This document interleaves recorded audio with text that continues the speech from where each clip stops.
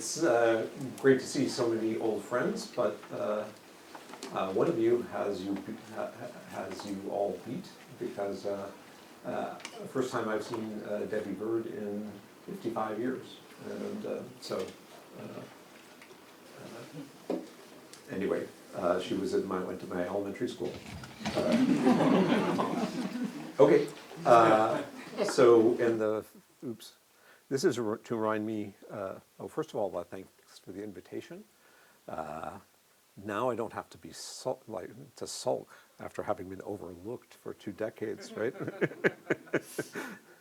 And this is to remind me to thank all my students and collaborators for input, because it's since all of our empirical work is with our students, with the VIEW collaborators, I don't want to rob them of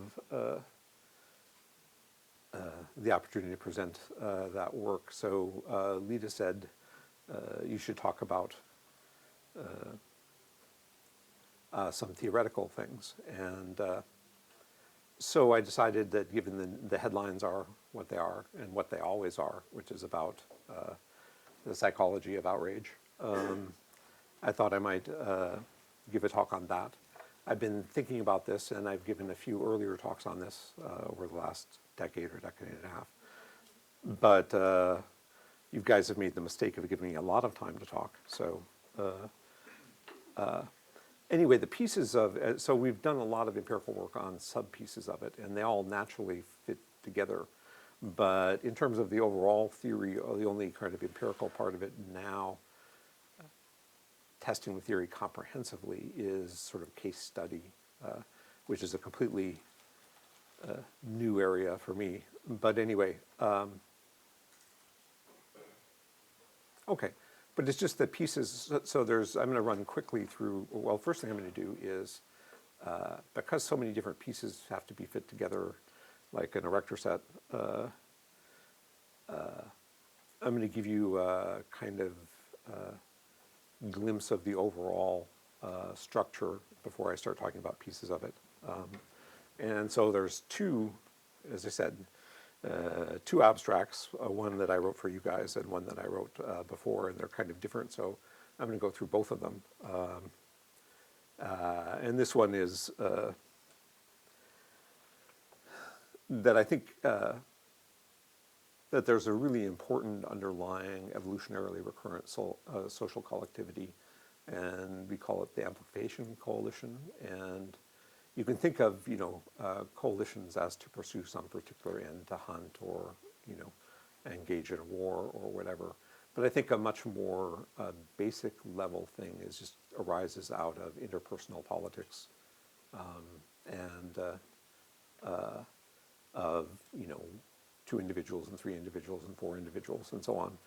It's sort of a fractal kind of thing, and that's the core concept is, all for one and one for all, that it's there to back you up in disputes with people who are not members of your coalition, to project your power because, other things being equal, which they're often not, 2 people can have more aggressive formidability than 1 person, more resource holding power, however you want to put it, and 3 more than 2, and 4 more than 3. And so if you are a solitary social, even if you're in a group, if you don't have close allies, then you will be on the losing end of whatever social disputes occur. And that other kinds of coalitions, things might start out for other reasons. After they've had some durability, people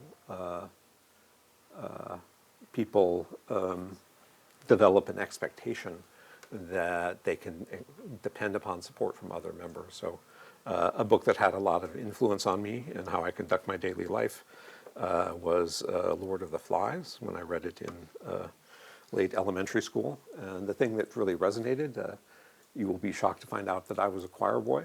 And in Lord of the Flies, children they're the survivors of a crash landing on an isolated island, and there's no adults around, and the coalition that takes over are the choir boys, and they murder dissidents. And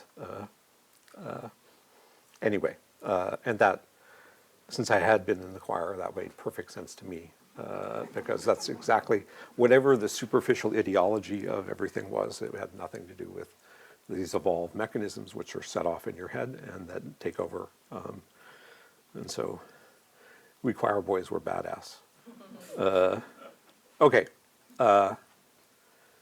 So that's one underlying concept, is jockeying for power with, and everything, humans have categories and things like that, and they tend to, maybe linguistically mark things. But before all of that, we think there's sort of an underlying layer of machinery which makes certain categories seem reasonable, certain distinctions reasonable to draw, that lead to their invention, and that these are always highly dynamic. So we have another line of work, which I won't talk about today, with Rob Kurzban and Dave Pietrzewski about coalition detection and alliance detection, and how that implicitly we're all marking, things like mutual support in disputes, or just proximity maintenance and things like that, to derive an implicit social map of coalitions. And the plausible reason for doing that is, if you're going to take action in the social world, you ought to be very careful not to trip over some more powerful coalition and their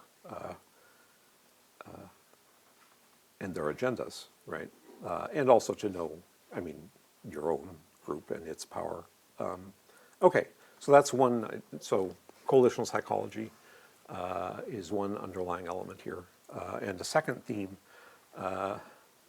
is that many other species haven't solved the problem of coordination in social groups, and humans have. So you go up the coast, you'll see elephant seals. And a single elephant seal might reproductively monopolize, 15 females. And the sex ratios being more or less what they are, that means that something like 14 other males are out there with no mates. And for a human, you'd think, well, gee, surely alpha can beat off any single other individual, but what about beta and gamma getting together and dividing and so on? And I think there's we're all familiar with free riding issues and game theory, game theoretic instabilities in coalitions. But humans somehow have solved them. But it's a hard problem to solve, and humans don't always solve them, right? So that coalitions often fracture and are defeated when they need not have been. Okay, so theme number 2 is the importance of coordination in maintaining coalition. And I'm not going to be talking about leadership, which is one major piece of evolved psychology which deals with the problem of coordination. I'm going to talk about something I call, outrage psychology as a parallel complementary system for dealing with problems of coordination among indefinitely demarcated social groups. Okay, and so here I just want to make clear what I mean by an outrage, and it doesn't mean something I find outrageous, although I may, right? It's just events in which one or more members of one group injure the welfare of members of another group, okay? One or more members of another group. And the claim is that these are viewed as proposing an intergroup welfare trade-off ratio, precedent that reflects the relative power of the two groups, and so sets expectations for future interactions between members of the two groups. So if you want to take a step back, you could say, when I first started thinking seriously about this, there was the film of Rodney King being pulled over by the Los Angeles police. And in fact, where my office was temporarily renamed Rodney King Hall by protesters up in Santa Barbara. And the question is, why should any well-designed Darwinian organism care about a complete stranger, right? And yet millions of people all over the country cared very much about what happened to this stranger, okay? And obviously there's recently with Ferguson and Trayvon Martin and many events in the Middle East and so on. These are all, people doing harm to other people is such a common phenomenon that it requires no comment. But these special events where people hallucinate groups and group boundaries and that the harm crosses the group boundary, I would argue that's a psychologically special case. That's extreme, the mind is designed to treat in a very special way, and that this has a function. Okay, and so I'm making reference to another component, which is the claim that, there's, evolutionary biologists have identified all sorts of games, you might call them, in which strategies require that an individual put some weight on other individuals' welfare. And that we have, so that's in kin selection, it's in reciprocity, it's in coalitional psychology, it's in, and it's also in aggression, that is, and we'll talk about, I'll again briefly mention some more arguments on anger and welfare, that the psychology of anger deeply involves the mind's implicit computation of welfare trade-offs, and that anger is triggered when somebody puts too little weight on your welfare or less weight than you feel entitled to. And though you can cash out those rather vague phrases, I think, pretty precisely. But anyway, anytime a member, I shouldn't be giving the whole talk off the abstract. Okay, so another piece is welfare trade-offs, and the anger as a welfare trade-offs is a major component of the anger system, and the anger system is considered to be a negotiation about in conflicts of interest about welfare trade-offs. Okay. So anyway, so take the briefest version. If the group whose members have been injured feels stronger and entitled to more deference than the proposed welfare trade-off in the, as expressed in the outrage. Okay, so outrage behavior communicates, if it's non-accidental, communicates the weight one individual or one group might be putting on another individual or group, right? And the mind automatically computes that, it extracts it. So if, I chop off Clark's hand to use as a back scratcher, right, that would communicate a fairly low welfare trade-off ratio, right? My father-in-law has this expression that I love, which is about somebody who, you can't expect much from. He wouldn't piss on you if you were on fire, right? And so, piss presumably is low cost to the person pissing, and you're on fire, so it's high benefit if you would be pissed on, right? Okay,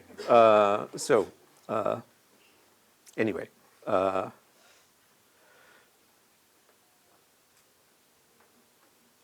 So then the third element, or fourth element, I'm losing track, is the idea of common knowledge, which is a game theoretic concept, which probably most or all of you are familiar with. But we have to have, which is the case that not only, what do individuals know about a situation, but what do individuals know that each other know about a situation, right?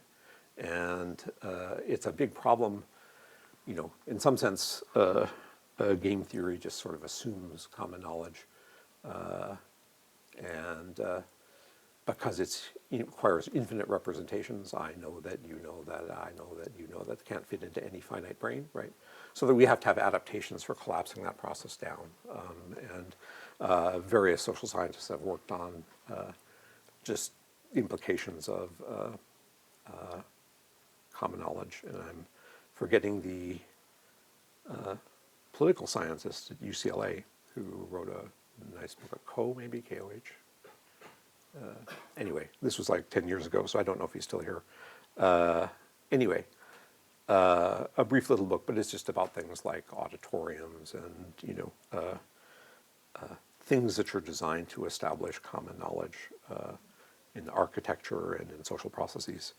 But it's a very important feature if you are, because it goes back to this issue of if you're going to act in a group, there must be mental coordination among the people in the group that what they're going to do together. And that's extremely hard to get, okay? We ourselves are colonies, but we have a single nervous system, and so, I mean, I'm full of conflicting mental programs and so on, but nonetheless, we've all undergone considerable evolution to be able to take unitary action and get our arms and legs to go out the door, and if we're going to fight somebody, we have some kind of, it's easy to guarantee that I will show up at a fight I'm engaging in, right? It's much harder to guarantee that my friends will show up at a fight that I'm engaging in because I don't have direct access or control of their nervous systems. Yeah? Michael Schway. Michael Schway, that's right. C-H-W-E. Yeah. Great. Yeah, no, I'm a big admirer of his work. Okay. So the idea is that outrages, that signals about common knowledge of an outrage when it signals a welfare trade-off ratio which is lower than what the members of the group that the victims come from. I'm sorry, I've lost the grammar of my sentence here. That's if the WTR expressed is in the transaction between groups is too low, then members of the group that contain the victims, should they feel strong enough to contest it, it will become a common knowledge activation point for them to take common action to attempt to reset by violence or threat of violence the imbalance. And sometimes this corresponds with justice, so there's lots of cases we can see, but it need not at all, right? So people can be outraged when socially subordinate individuals act in a way that doesn't acknowledge their social subordination. That's outrageous, and the dominant people will be outraged by that, and they will take common action. I want to make sure that, we're all clear that we're arguing about cold-blooded evolutionary causality, and which is not at all a nice thing, and not about our aspirations for justice, whatever those might be. I don't have them myself, but I know other people do. Okay. So this is the key thing, because it's really difficult to get other people to set aside their own competing agendas within groups. Yet group power increases with number and coordination. Outrages, real or fabricated, become a resource in group individuals. So not only is it then we're designed to be triggered by these things, but also then these representations themselves become a kind of resource. And they are strategically deployed by people who want to mobilize joint action that they, as individuals, benefit from. So there's this continual dialogue between, I think humans have a very, not surprising anyone here, humans have a very deep evolutionary history of operating in groups and deriving power from groups, which makes us pretty different from the vast majority of other species. And so much so that we can't help but overlay coalitional interpretations on nearly everything, including science, which is supposedly the disinterested pursuit of truth. People pick up the paper and the first question they ask is this for us or against us, right? Or for me or against me. And that's a real problem. Okay, so this is the abstract that I sent, and maybe some of you read it, but I figured I'm a terrible advertiser, so let me start with dramatic statements, okay? Anyway, but these, I just want to just put a head nod that these events are extraordinarily pervasive, and that since I started looking at this, I have been unable to find a war. It's not to say there are no wars, which didn't start with an outrage. All I'm saying is I have been unable to find one, right? And that's maybe a statement about my ignorance, but the great majority of wars that we know about, you know, started with an outrage. My favorite, just because its absurdity is in its name, is the war between Britain and Spain, which is called the War of Jenkins Ear, and was provoked by a larger Spanish warship pulling over a British ship, and the captains got into a bit of an argument, and so the Spanish captain cut off the ear of Jenkins, the captain of the British ship. And Parliament was so frothing at the mouth that they declared war over this, right? And that's not to say I'm not proposing a one-button theory of war, right? I'm saying it's probably the case that all sorts of other factors were there as well. I'm just saying that in terms of the psychological organization, what people focused on and so on, okay? I have here Jenkins Ear. No, anyway.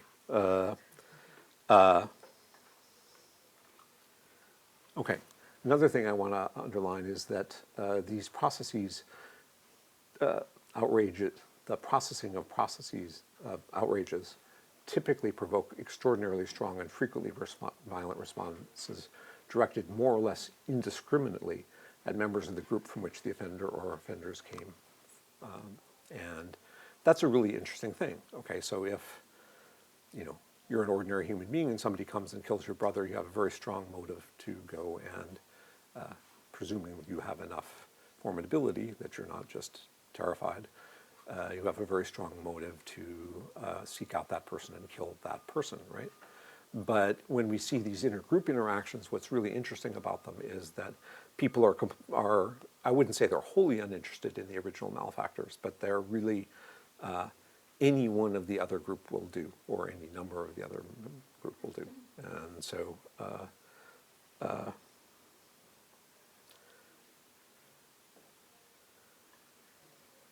and then I want to talk about, just sort of at another level, another piece of this is what you might call a political epidemiology, so cultural epidemiology, that the spread of these representations and what people choose to hear and to spread and to modify and to elaborate and to falsify, you get these enormously fast epidemics of representations, and the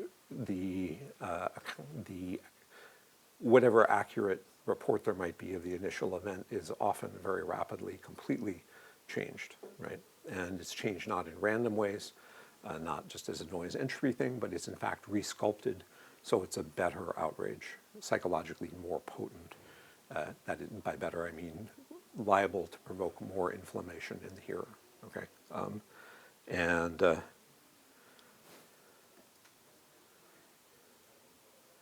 I remember this as a young kid in elementary school. If somebody hurt a member, one of your friends, okay, it felt pleasurable to retell the story in such a way as to make the action much more outrageous, much more unjust, much more okay, and that felt good, right?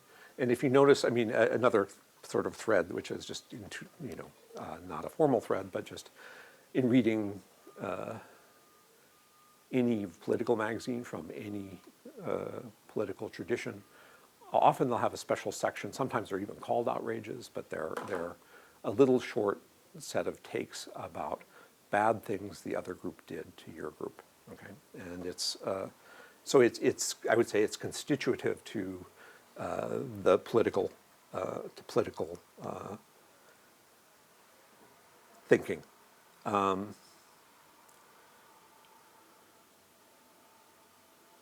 Okay, and that news of outrages strongly motivate the desire to join with others of your group to act in a coordinated and aggressive fashion against the other group. And when I was young, I knew what against meant. It seemed self-evident, and now I realize it's not at all an unproblematic concept.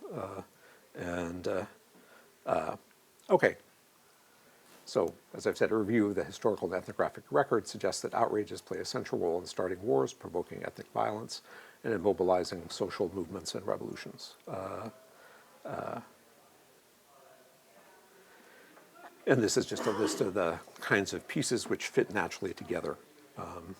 But the thing I really want to emphasize is that cross-group harms, if uncontested, are implicitly seen as proposing a common knowledge precedent for the degree of social domination or subordination, for the terms of trade in which members of two groups can interact.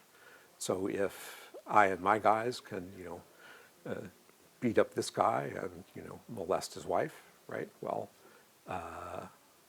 and other people of the other group don't do anything about it, well, then everybody knows we can do that, right? And on the other hand, if people mobilize resistance, then that it's an attempt to bargain, so to speak, over the welfare trade-off, which is tolerable between the two. And yes, this is a separate kind of psychology than leadership psychology.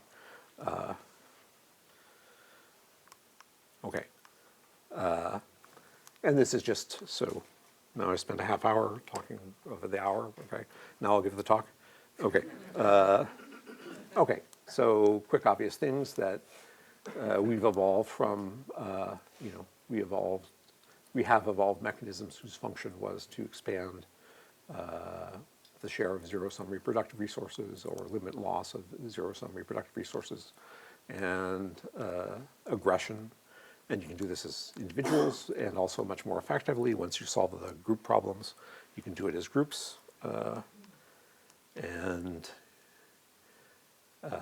every person who comes through here almost from our lab talks about welfare trade-offs. But anyway, as I already said, that you look at the sacrifice one person is willing to incur to transfer a benefit to another individual, and so actions express a WTR, and it looks as if these are real things in the head and that have a sort of quasi-stability. They revise on new information, and they take inputs according to the various games, selection pressures, however you want to, kin selection and reciprocity, and again, the sort of asymmetric war of attrition is one thing. That the more formidable somebody else is, the more you have to put weight on their welfare, and the larger share or sacrifice they can expect from you.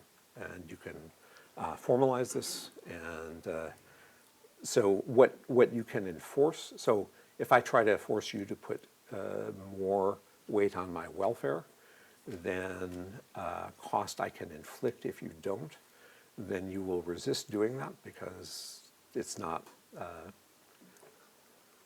evolutionarily economic for you to do so. Your mind should be shaped, such is the case. On the other hand, if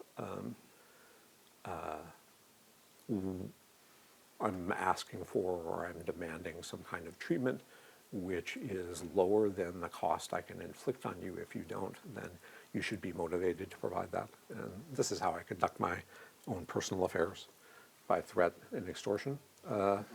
Okay. So surprisingly, altruism or benefit delivery it's very symmetric with other kinds of theories of altruism, WTR, in the context of ability to mobilize threat of harm. Okay, and that's one half of theory of anger that we've been working on. That anger is about negotiation in conflicts of interest, and that what it's really about is negotiating WTR from each person to the other person, and that the trigger for anger is when the target, so I say I get angry at somebody, that's the person who has done taken an act which I regard, that my brain computes expresses a WTR towards me that is too low. Well, that triggers anger. And we can show this experimentally, that you can do the same amount of harm to somebody, but you vary the benefit to the other party. And so they've do something that harms you, and if they get a big benefit from it, you're not. It's the reverse of equity theory. You are less angry with them. because they could have a pretty high WTR towards you, but if the benefit is so high, then it didn't pay, okay? So it really looks like a negotiation over WTR. On the other hand, okay. And another thing that this predicts is there's a cooperation system, which I'm not going to talk about here in anger also, but so the threat that's parallel to the threat of doing harm is the threat of withdrawing expected benefits or turning down the welfare trade-off relationship. And so while I haven't experienced myself, I hear that, for example, in marriages that are highly cooperative even, there are fights, right? And so cooperation, there's anger and cooperation too. So anger is not just about regulating violence or not just about harms. It's about welfare trade-offs, okay?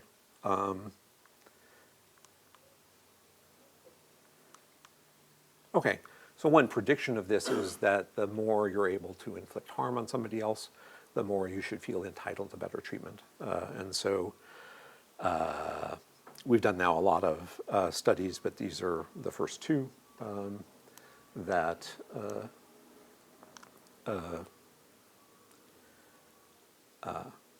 this is males only, and I won't talk about why it's males only, but women, I'll just mention, if you do a distribution of upper body strength in men and women, women are, you have to be a very strong woman before you are stronger than the mean,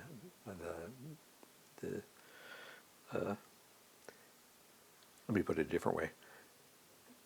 It's very unlikely that a woman in a social group of any size will be the strongest individual able to solve things by aggressive intimidation, whereas that's, so men on the other hand, so if you take you could imagine, we started out with gym because it was easy, and you get correlations of how easily does somebody get angry, and you have very nice relationships between proneness to anger and upper body strength, also validated by their history of fighting, and their sense of entitlement is as a function of just upper body strength is pretty high, so people like that will endorse the idea that they deserve more than other people on scales like that. And people who are stronger, men who are stronger, report much more success in conflicts. And the same profile for attractive women, in fact. We wanted to look at something where it was not infliction of harm, but the control of benefit delivery. And that was just not necessarily the most important thing, but an easy thing to use. And you got parallel results. So attractive women feel more entitled to lots of things, for example. Okay, so in designing the anger study, it was in the run-up to the Iraq and Afghani wars, and right after 9/11, and you could read thousands of op-eds, and they all basically argued one of two alternative things. One is that if somebody comes and hurts you really badly, you have to go and you have to hurt them back, or they'll think they'll get away with it and they'll come back again. Okay, and the other argument was if somebody comes and hurts you really badly, you ought to find out what it is that made them mad at you, and you ought to make it right. And under no circumstances ought you to harm them in return, because that will make them only make them angrier, and they'll come back and they'll hurt you more. Okay, so you have the same starting facts and two completely different conclusions from it. And I don't pretend to know, as a scientist in a world with billions of people and all sorts of conflicting coalitions and unknown military capabilities, what the right answer is, right? But one can note that the idea of revenge and its powerful nature is an experiment run by natural selection, so there's at least something to the idea of deterrence. And so it's possible that these two, that what your political take on events were has to do with something so simple as upper body strength, right? That makes no sense logically, but it could be that one of these, the voice of deterrence is the voice of strong people, and the voice of appeasement and is the voice of weaker people. And it turns out that that's true. There's substantial correlations between physical strength and attitudes related to the use of aggression, including intergroup aggression. So we did the, so how legitimate or useful is it to use force in a personal level? Stronger people think it's much more reasonable to use force in personal interactions. But we also wanted, so economists might look at that and say, well, maybe that's because it's true. And so you haven't shown any specialized psychology there. People have just learned over the course of their life that if they're stronger, they can beat up other people, they can get what they want, okay? I think that's a really unlikely account in modern civil society, but it's a possible account. So we wanted to add something where that wouldn't be even a possible argument. So we also measured political attitudes towards the use of military force in settling international disputes. And it turns out that, as one would expect, well, first of all, it turns out that it's true that stronger men are more in favor of using force to settle international disputes. But also, it's a less strong effect than in an individual case. And one reason you might expect that is that if you imagine we evolved in small groups, and there's in-group conflict and in-between-group conflict, that you're a major proportion, you're 100% of the armed forces of yourself, right? So your own personal strength should be a good predictor of how effective use of force should be. And you are, however, a non-trivial part of your coalition's armed forces. So you would expect you being stronger, you would expect a weaker effect, but still an effect. And that's what you find.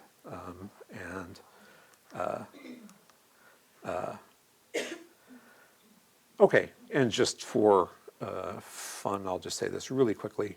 The sort of traditional anthropological and social science theory is that culture is something that's downloaded from the group to individual minds. And that's obviously true, okay? But Durkheim was very extreme about this, that only social facts can explain other social facts. But evolutionary psychology views we have all these evolved programs in our heads, they have contents, individual things are tripped off in you, and you interact with other people, and that has an effect on your local culture. Sort of the Durkheimian account, makes sense if you're thinking about France or the West or something where individual contributions are very small, but we evolved in small hunter-gatherer groups. You have a big effect on your local culture, right? You're a player. And so there's an arrow from individual minds to the cultural dynamics as well.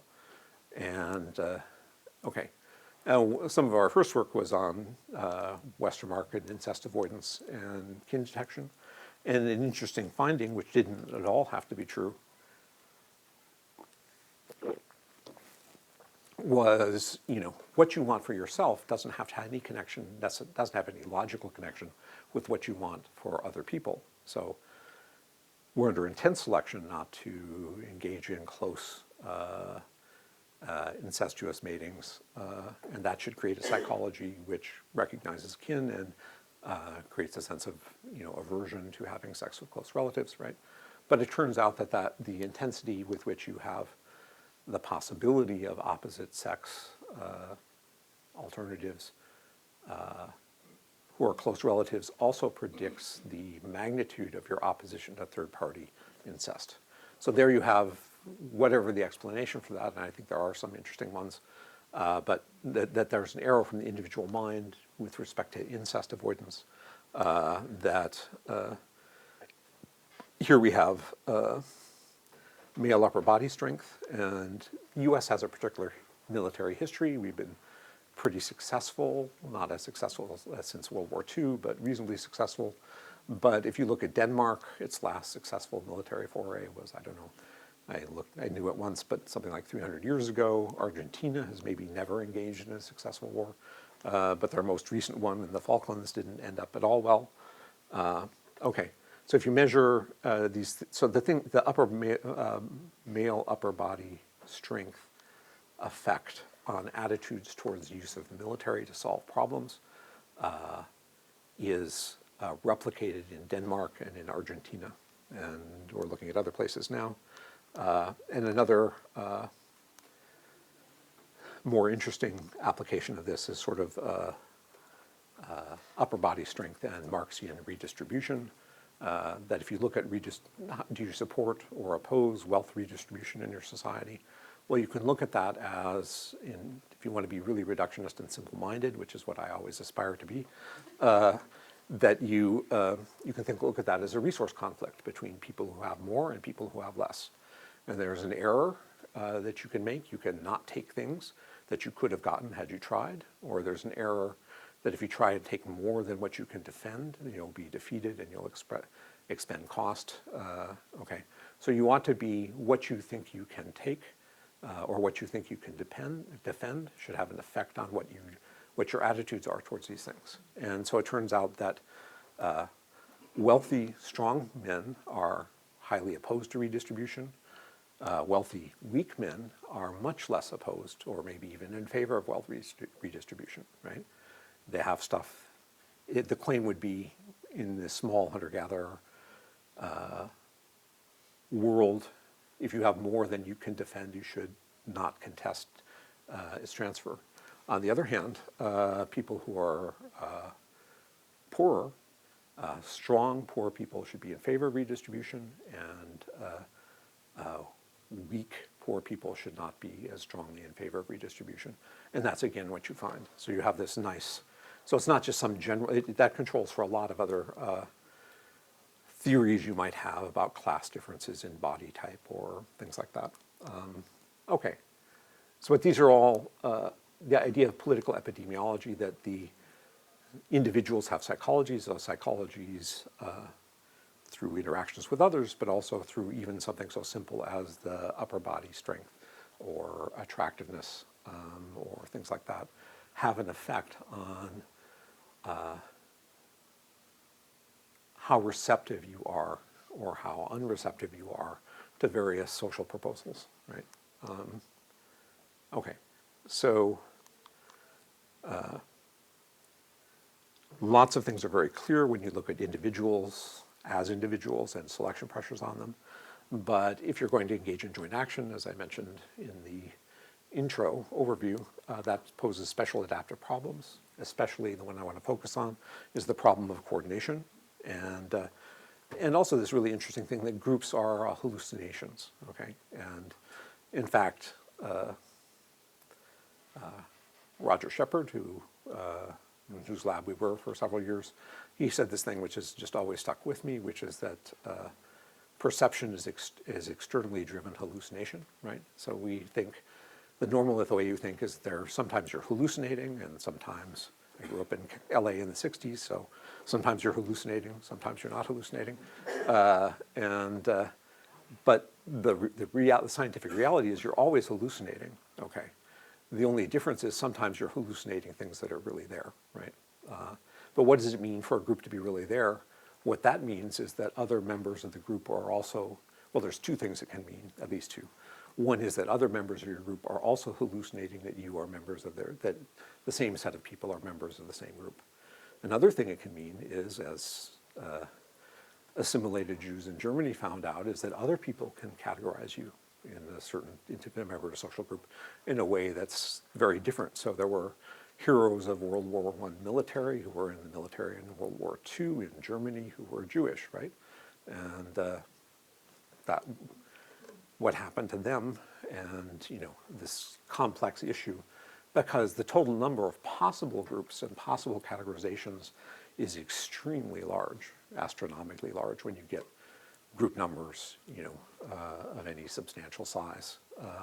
Okay, it's combinatorially more or less unlimited, the number of possible n-party exchanges you can be engaging in, and also the number of potential group projects. What should we, given that we can agree that there might be some group division here, or even just a single group, what should we as a coordinated group do, okay? Well, I don't know about the rest of you guys, but I'm going out drinking, right? So it's like there's lots of individual agendas, okay? So if groups are going to actually act together, there has to be a way of actualizing group projects and how to converge on one project, how to coordinate participants. And so here, what an outrage is you could look at it as, you could think of it as, gee, this is something really bad, and some tragedy has happened to us, okay? A very different way of looking at it is that we are huge under-consumers of the benefits of cooperation, because solving these problems is non-trivial, and almost never do we solve them very well, right? And so there's this vast ocean of great cooperative projects we could engage in, and we sort of nibble as a species on the sort of bottom level of it, okay? And when can you find some clear avenue which gets you up into some larger thing, okay? And the modern world depends on win-win interactions, right? And humans as a whole have this, in addition to aggression, they have this cooperative side, which is hugely important for humans. But one thing you can do as a group, and I think the crucible of group psychology is that fighting over zero-sum reproductive resources like territory or intergroup status. Okay, so the adaptive problem facing the individual is how to coalesce others into a powerful concerted unit acting against the individual's adversary, okay? And so,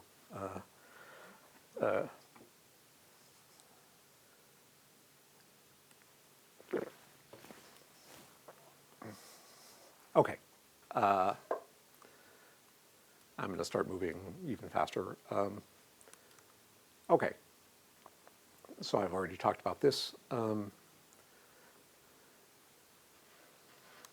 So the key thing is an action from an individual or a group of individuals in Group A to a member or set of members of Group B is framed by our coalitional programs as an expression of one group's bid for an equilibrium welfare trade-off ratio towards the other group, okay? So if you are black in the American South in the 1890s, right? If white people take something from you, in general, people just took it, because if you didn't take it, you would be dead, right? So the question is, when should people act on an outrage, and when should people not act on an outrage?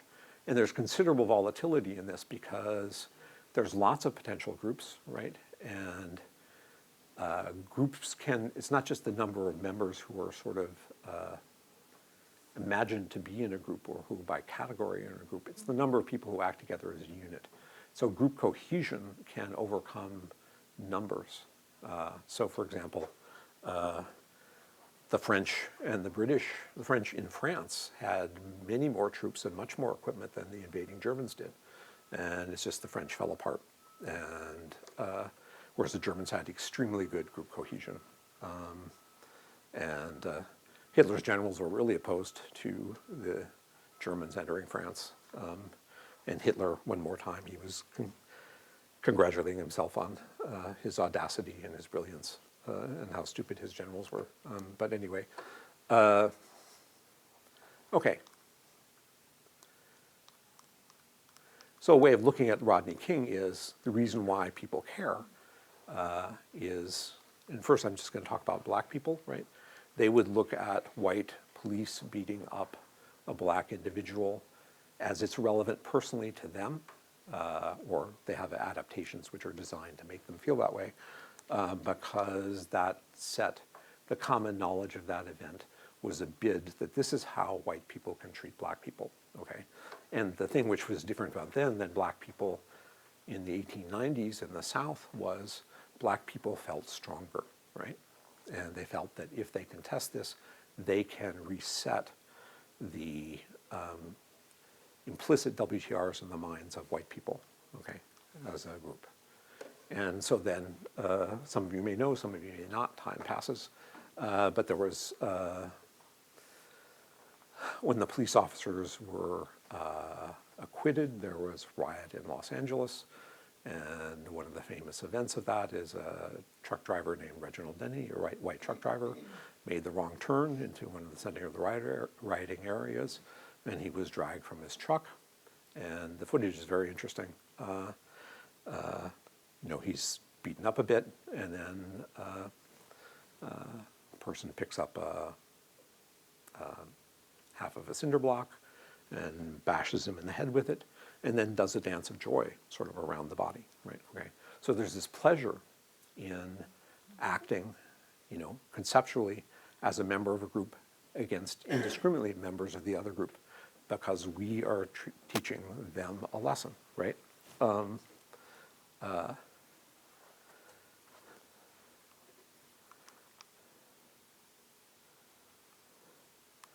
Okay. And I would just say the problem of coordination stringently limits the formation of winning coalitions. It's a really hard problem to solve. And so this outrage is one avenue into which you can solve this. So I won't. So this is just a nice photograph of.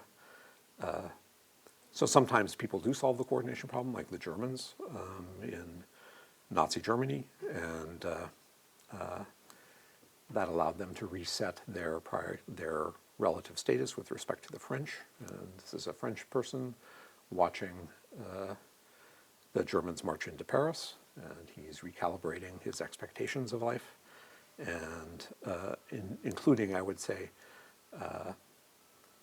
that he's an under-consumer of coalitional coordination. The French were under-consumers. If you have a personal account and a group account, they were putting too little in the group account. And that looks like Francois Mitterrand, who's sort of thinking, as he did, he initially was, it turned out documents seemed to indicate that he might have been part of the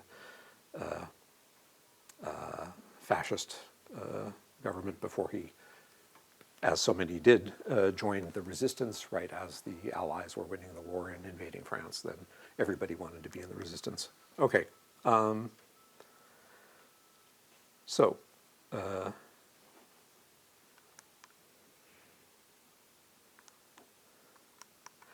So another very interesting feature is that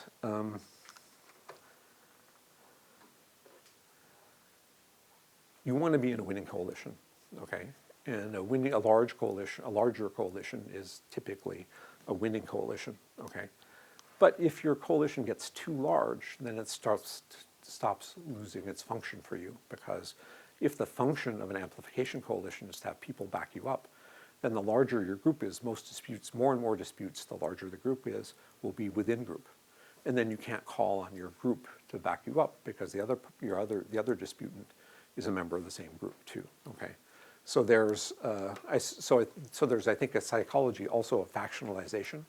So the best thing to do is to be at each scale, fractal scale, to be a member of the largest or most powerful group, most coordinated group. And so you're the largest group of the smallest, member of the largest faction in the small group setting, and the next large unit. You're also then part of that larger winning unit, and so on.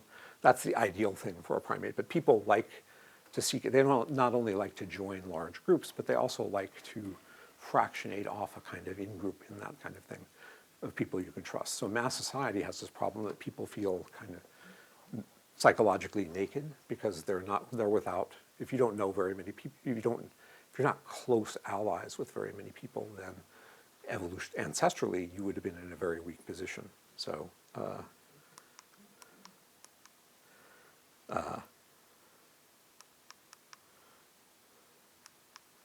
okay, so this is the heart of the claim, that humans have an evolved psychology of outrage to turn discoordinated members of a potential group into a jointly acting coalition. And I think it almost doesn't matter what the coalition is for, right? Because its coalition is for itself, right? And so coalitions may have ideologies that form the initial reason why people get together, but like the choir boys, right? It's the fact that you're together is the meat of the issue, okay? So subprograms, the claim would be, in our evolved coalitional psychology, are designed to identify rivals, that is, individuals whose groups whose status, reduction, expulsion, or extinction would be advantageous to the individual, right? And then you have to probe around for other individuals who have the same rivals, for example. And that the mind also probes for and identifies audiences of potential allies who also benefit, not necessarily for the same reason, from reductive action towards your rivals, okay? And so, for example, programs in Russia were, of course, obviously directed toward Jews, and people would loot Jewish enclaves, but they were also directed towards pacifist Mennonites. And Mennonites had stuff too, and also they had this very convenient ideology of being pacifist, and so you could go in and you could take what they had. And okay. And you're specially motivated to sift for, manufacture, interpret, remember, elaborate, believe, and or spread representations about the actions of the rival, outrages that depict the rival as harming the reference class, sort of a potential us that you're a potential member of, okay? So outrages can create groups too, right? So you have to figure out, pick the right enemy, and you can then crystallize the right in-group. So the reference class that the mind is looking for is an audience that's mobilizable and potentially recruitable as allies, okay? And you pick your rivals in part because of which rivals will produce a good set of allies for you, right? So if, you know, somebody's coming after my girlfriend, I can't say, hey, he's a bad person, he's trying to poach my girlfriend, because other people won't care. But if I can depict him as somebody who has done something wrong with respect to a group, injures the, you know, he doesn't recycle properly or whatever it happens to be, okay, then you can make some traction, right? So there's this relationship between individual and group dynamics, which is very volatile. Okay.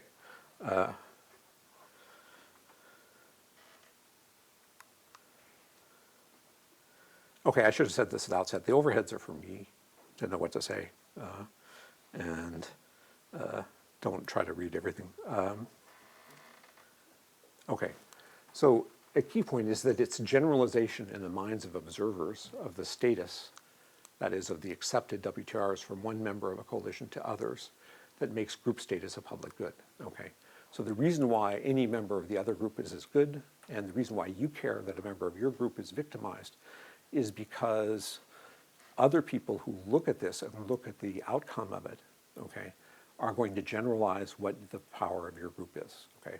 So if we don't do anything, then other people will think they could do the same thing in the future, and they will apply that disposition to the entire set that includes you, okay? And therefore, you don't want to just go off on your own and exact revenge, because then you'll be bearing a huge amount of costs, right? Okay, but if you can get together with other people and rampage, then that has a big benefit. So this generalization in the minds of observers is what makes this thing a public good. Okay, so to break this down a little more carefully, an outrage is an act, real or fabricated. It doesn't really matter for the purposes of group mobilization, except insofar as credibility helps to recruit people on the borderline, right? And colorably, that is, can you represent it in a convincing way rather than actually?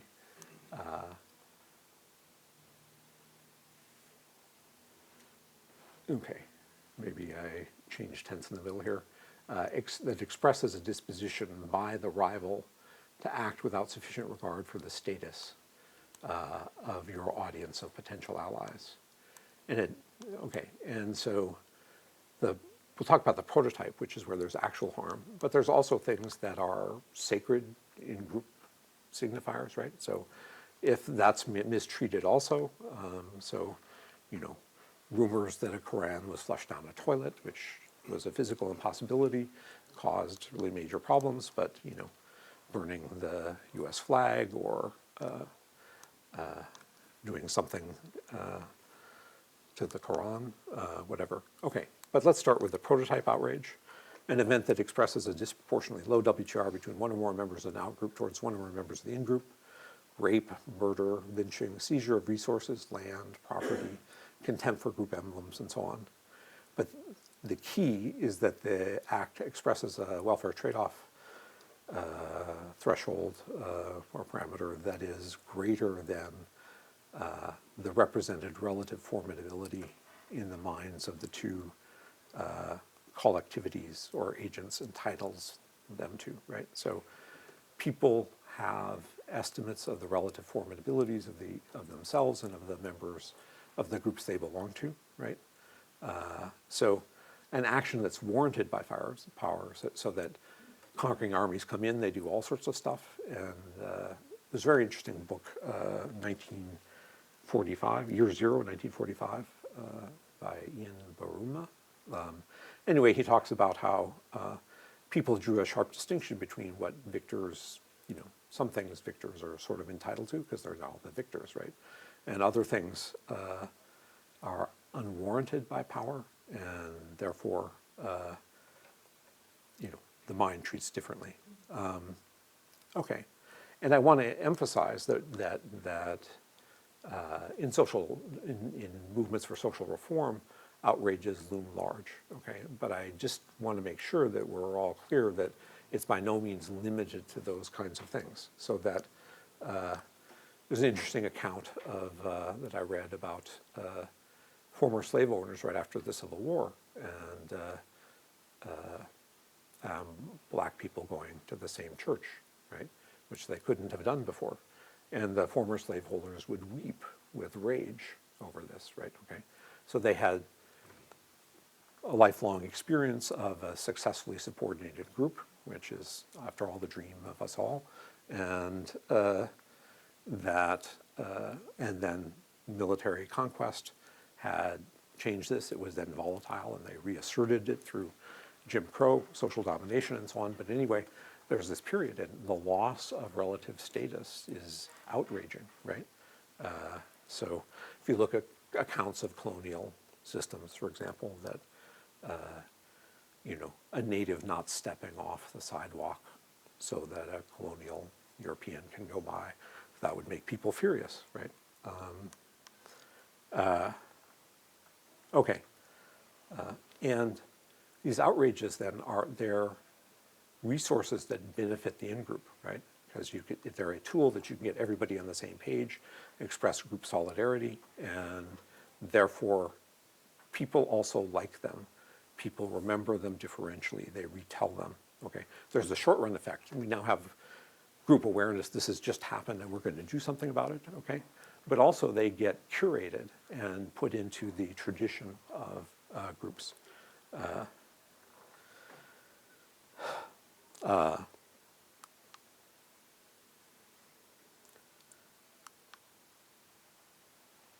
Okay, and the two reasons why outrages increase the probability of coordination is one, information about the event mobilizes the target audience because of the fitness harm they would suffer from the same precedent being applied to them in the future, and that's sort of enduringly true. But the other thing is, the coordination thing is that if it's news, everybody in the group that people talk about and they jazz each other up about, everybody in the group knows one, and so there's positive feedback on mutual potentiation, I'll say. So lots of things. There's some kind of outrage event and people will go into the streets and they'll start to buzz about it and so on, but then after a while people will fade away if you don't fit the other criteria for acting. But I would say that there's always a latent, particularly if there's a feeling that your group has unrealized strength that it hasn't gotten because of sufficient coordination. There's a latent appetite for coordination actualized by mutual awareness of a reference point for coordination. Okay. There's a loss over gain thing. So there's a very interesting poll right after World War II in the Soviet Union, not right after, but in the 50s. It was the first poll allowed by Westerners, and so maybe the last two for a long time, I don't remember. But anyway, it was who's the greatest threat to world peace? Okay.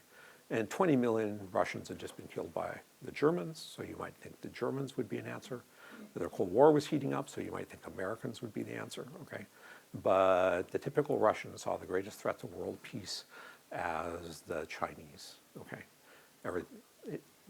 It was a lump category for them because in their historical memory, in the year 1066 or something like that, the Mongols had conquered Russia, right? So this sort of historic defeat. So they come out of World War II victors, more or less, right?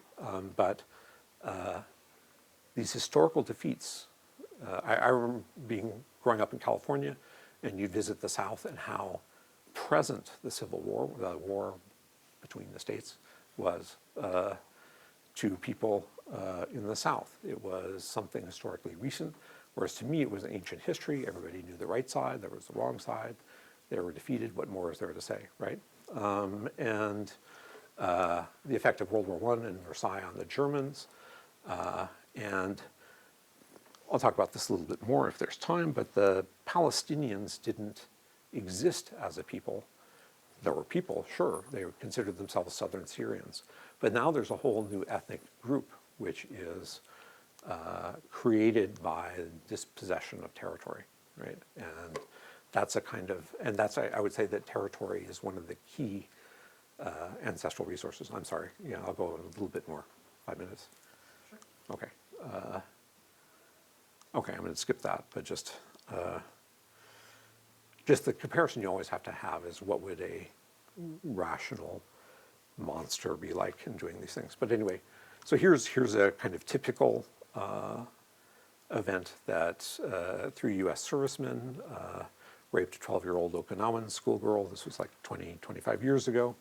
And it was the single most important political event in Okinawa for 20 years. The streets were crowded with protesters, and tens of thousands of rapes had taken place before and after, right? But this was significant because it crossed a boundary. There's this intrinsic volatility thing that relative power depends not only on potential numbers, but on actual coordination. So if you can trigger an actual coordination, you may generate a revolution in relative status. So there's always this potential dynamic flip that's possible. And we all know about the cartoons. What's maybe less well known is that Danish imams, they went on tour in the Middle East and they gathered a dossier, and not just with the cartoons, but also things presented as cartoons which weren't cartoons. And the cartoons are mostly, there's this sort of myth that you can't represent the prophet in Islam, but in fact there are lots of representations of the prophet in various countries, in various Muslim countries. But anyway, in fact, you're not supposed to represent anything if you're really strict about it. But so this is, in fact, Normans being Normans. This is a pig caller. They have contests, and who can do the best pig squealing. This was taken by the Danish imams as a representation of how Europeans see how the Danes represent Muhammad, right? Pig is an unclean animal, that's Muhammad, okay? So this is deliberate falsification, okay, because it appeals to the people who want to generate outrage, okay? And so again, sort of, and the actual cartoons are very, unoffensive. There's one potentially offensive one, but anyway. So this is in Bhopal, where a chemical plant had blown up and had killed or maimed tens of thousands of Bhopalese. But there were some protests, but nothing like the Danish cartoons, okay? And here the Syrians are attacking a Danish embassy, and French, Danish, why does it matter? They're all infidels, right? These are, I like this sort of social coordination, Kenyan Muslims. Okay, so those are salient kinds of, so there you have, Islam was a successful imperial project for a long time, and successful coalitions have a long memory of when they were successful, and they try to, so there's a sense, there's a potential for Islamic supremacy, and therefore there's always this appeal to outrage, to actualize this latent greatness. The same kind of reasoning about Germany, that they were defeated, stabbed in the back in World War I, but they have this potential greatness that they can realize by conquering Europe and exterminating the Slavs, so they have living room, okay? Hitler was, of course, elected, but he didn't have all that much power when he was elected. And so there was the famous fire in the Reichstag, which supposedly was set by the communists. But that was the event that led to the supposedly rule law following Germans abandoning law, swearing personal fealty to Hitler, and the country moving from a democracy towards a dictatorship. We're familiar with 9/11. If you look at, US was an up-and-coming power. Other countries had colonial empires. Spain was on the downward trajectory. US could look around and say, wow, we would like the Spanish Empire. And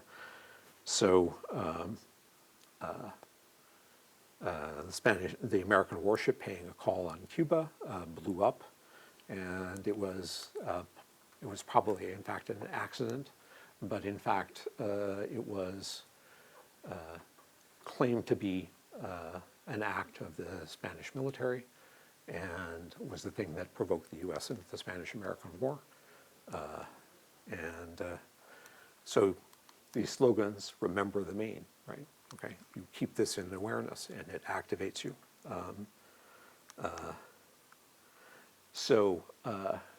Talked about the War of Jenkins Ear. This is extremely interesting, okay? So that in Tulsa, there was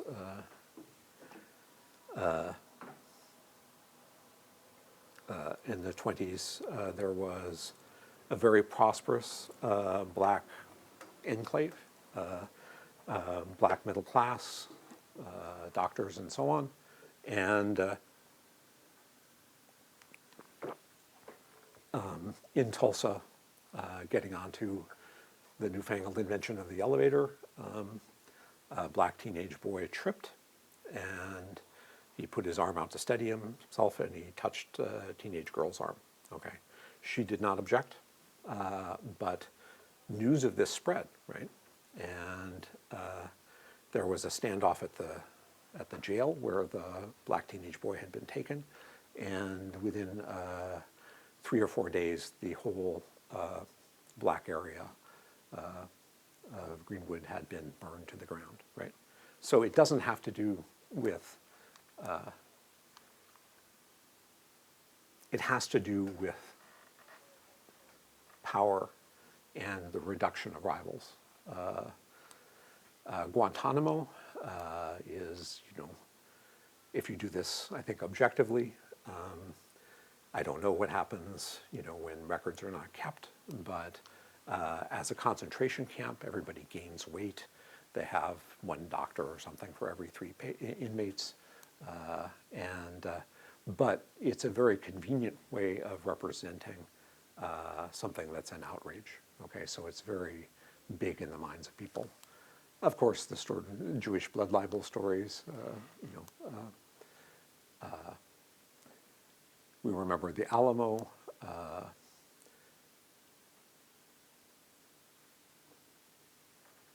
I won't talk about the American Revolution. It's very interesting. But anyway,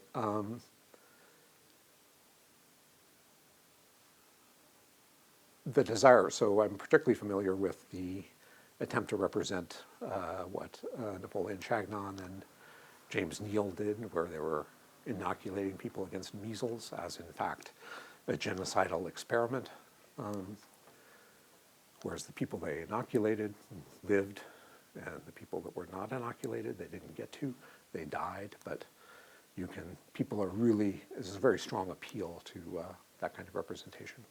I won't go through everything, but you can find just interesting comparisons. So apartheid was bad, but other Africans were trying to get into South Africa because it was a better place to live, even if you were black. And people do not get outraged at neighboring African oppression at the same time and genocides, right? Because this is another feature that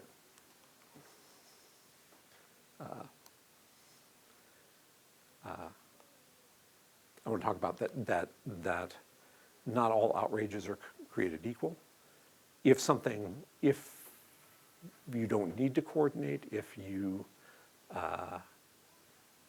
there are suppressed outrages, which is things which are quite comparable, which don't cause outrage, because it's not useful to the people who otherwise would be outraged, okay? So that people caring about apartheid because it allowed them to pick sides in a US dispute, okay?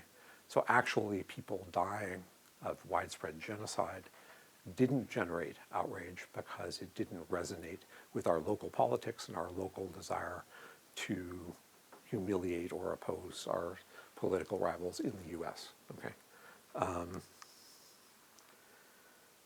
Okay, so there's primary outrages, then there's vicarious outrages where you you adopt non-in-group members who are victimized by your status rivals, okay? So before you go to war, you look at the people who the people you want to go to war with are oppressing, and they become very significant. I just want to call particular attention. It's very interesting, like nobody ever asks because now we have arrived at a moral utopia, but that why did the North go to war for the South over the welfare of black slaves? That was, some people would argue that's not really what happened, but I think there was a lot of truth to that being what happened. And the interesting question is, why should people want to incur such enormous costs on behalf of strangers? And that you might really think of it as a status rivalry between northern whites and southern whites. And the blacks were a beneficiary of this rivalry. Okay. And then, you know, what makes some things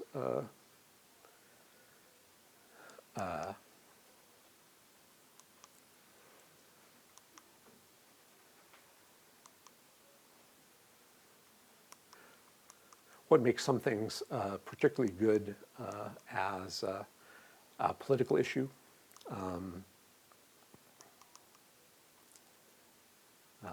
Okay. If you're socially subordinated, then your appetite for outrages becomes great. Blacks, for example, in the United States were highly socially subordinated. There were many real outrages that they could appeal to. The modern civil rights movement began with the murder of Emmet Till, and the family wanted an open casket funeral and photographs of how this boy was tortured. He was a little bit fresh, supposedly, with a white storekeeper woman. But also the idea that spreads now that, you know, AIDS was started by the CIA, for example, or that cocaine is differentially taken into the inner cities. So even quite highly educated people will endorse these kinds of views because there is an appetite. Okay. Yeah, I'm gonna stop. Yeah. So maybe we'll leave 5 minutes for questions. You could wrap it up with some closing thoughts. Yes. Okay. So we can stop on this image, or this is another one of my favorites. Anyway, but yeah, there's a lot to talk about here, so I'm happy to talk as long as anybody wants to talk. Thank you.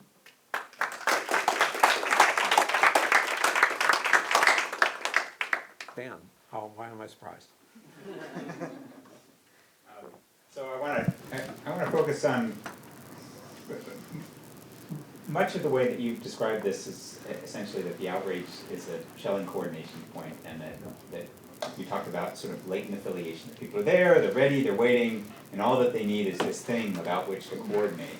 And I want to draw attention, I don't think it's in contrast to what you're saying, but get your feedback on the social dynamics within members of an actual or potential coalition when these events occur. So the first is that, per your theory, one should, rather than just describing it as latent affiliation, one should expect that one of the things that outrages will elicit is attention to what other coalition members are doing in two ways. So first is a coalition actually coalescing, and how powerful is it? So I'm much more upset about the act when I see the crowd in the street than when there's one guy out there shouting. And the second is, and this, I think that falls directly out of what you said, but what is a little more indirect, but I think is consistent, is that there should be punitive sentiment towards individuals who ought to be members of that coalition and aren't, right? So that the outrage, you get the George Bush effect, right? So you're with us or against us. I see the coalitions coalescing here, and if you're not on our side, then you're a traitor, and I'm going to punish you for failing the coalition. And that requires more explanation than just self-interest. in any simple sense. Now, there may be self-interest, but it doesn't fall directly out of your theory, because why I should incur costs in order to punish individuals who are traitors to the cause in this context isn't the same as why I should join the mob that's going to serve my interests as it marches down the street. Let's see, I agree with both of those things. I think that there's this assessment period when people, and as I sort of mentioned, that people, sometimes they'll go out into the streets and they'll buzz around for a while and then the energy dies away and they'll go back, okay? And other times they will, the sense of the mutual potentiation of our latent strength is there, and then people will act, okay? The other question is, yes, there is, I didn't talk about as a whole separate conversation about the evolution of punitive sentiment, and which is true in all coalitional actions. The phenomenon you're talking about is very real. People who are just reading about people who were, weak on the Jewish issue in Germany, especially in the military. That was a very suspicious thing, but yes, there is enforcement and punitive sentiment. The German military was actually totally on board early on. They thought of Hitler as somebody who was pursuing their interests, and they had the story about being stabbed in the back in World War I. They didn't want the same thing to happen, so they had this huge punitive apparatus. They killed something like 100 times, executed 100 times as many members of the military as they ever had before in the First World War, for example, or that other countries did, for exactly this issue of weakness or insufficient enthusiasm for carrying out the projects. Time for one more. Yes, so on one slide you mentioned outrages sort of genuine or fake, and I wonder if it's possible to characterize the difference between genuine and fake in consideration of loss of relative status can be a driver of this, and if that's true, then is there such a thing as fake? I guess what I'm asking is there a difference between I'm going to solicit outrage over an event because of an unfavorable welfare trade-off ratio, or simply because there's no significant damage in that sense, but I see a potential gain from eliciting outrage from a coalition? Yes, the only distinction I was drawing with my mention of fake or real was, did the events occur as depicted, or did no events or events so different as to not justify? That yes, so that the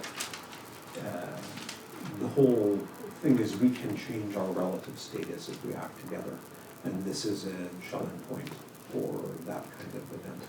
And it's the worse, the greater the mistreatment, and the more people know about it, then the worse threat it is to our joint status, or the greater opportunity it is to push our status ahead. I'm happy to stay around forever, so. We will wrap up the questions officially there, but feel free